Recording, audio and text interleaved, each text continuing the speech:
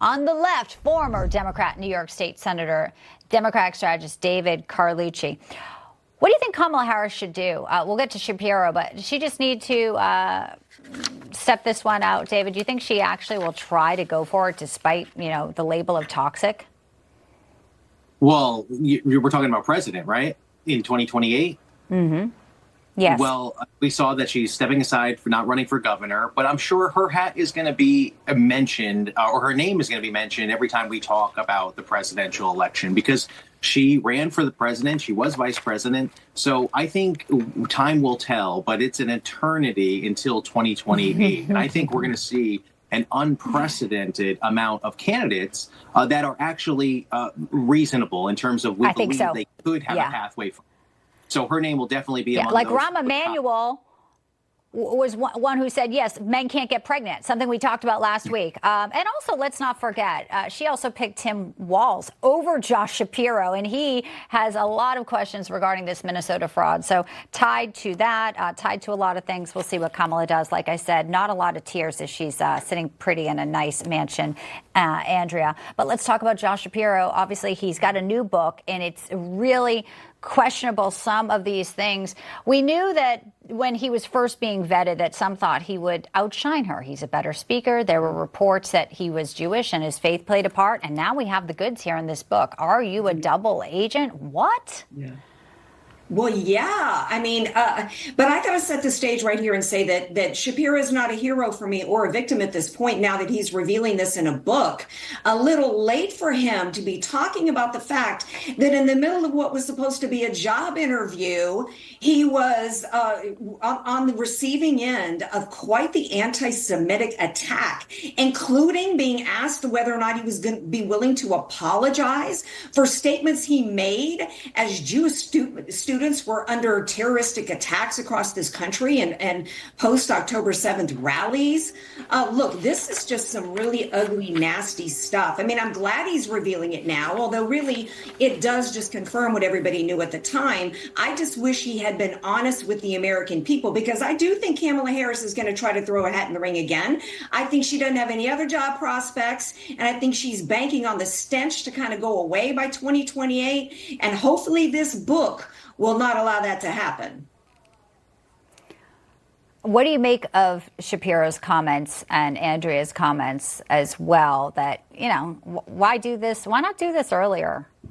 Right. Well, I think Andrea is right to that extent, but I think this is about selling a book. It's not because he believes that Kamala Harris is anti-Semitic. If he did, he would have talked about it earlier. This is the details about an interview from an aide, not directly from Kamala Harris. We don't know the questions that other vetted candidates were asked. And that's why, because this is about sensationalizing a little bit of details and leaving that intrigue to us to talk about this book. But Josh Shapiro knows that Kamala Harris stands with the Jewish people, and she has always done that. And that's what we see when we ever hear Josh Shapiro talk publicly. He has positive things to say about Kamala Harris. Of course, it's easy to play Monday morning quarterback. We can all do that and say, hey, what if Governor Shapiro were on the ticket? Would he pick up those 100,000 or so votes that were needed in Pennsylvania? That's the question.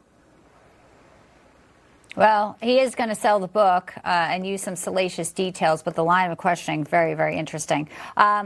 We don't need to read the tea leaves here. It's just interesting. We have the disgraced personal lawyer from President Trump, Michael Cohen, now saying he was pressured. He wrote on his Substack, he was pressured, he says, by Letitia James, the New York Attorney General, Manhattan DA Alvin Bragg, to testify against President Trump. He felt coerced, and President Trump jumped right on this and says, these horrible, radical left people doing everything to destroy our country should pay a big price for this. It was a setup from the beginning. New York courts, goes on, with many fair and wonderful judges are embarrassed by what happened. We cannot let this pass.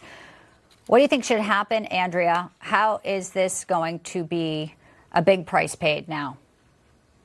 Well, I don't know. Unfortunately, I don't.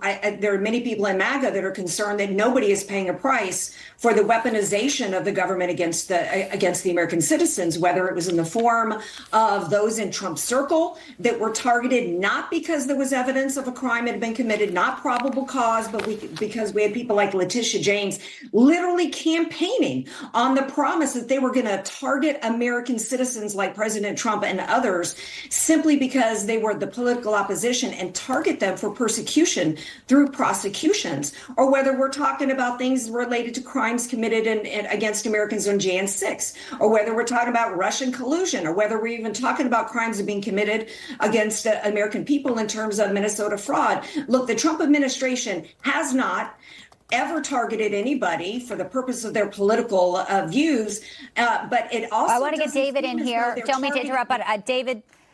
Yeah, I want to get David a chance to respond just because he's former New York. I mean, I don't know why Cohen's doing this now. It's cost him one of his podcasts to be dropped, but he's sort of an unsavory character, always has been. This just confirms what many people on the right thought, David.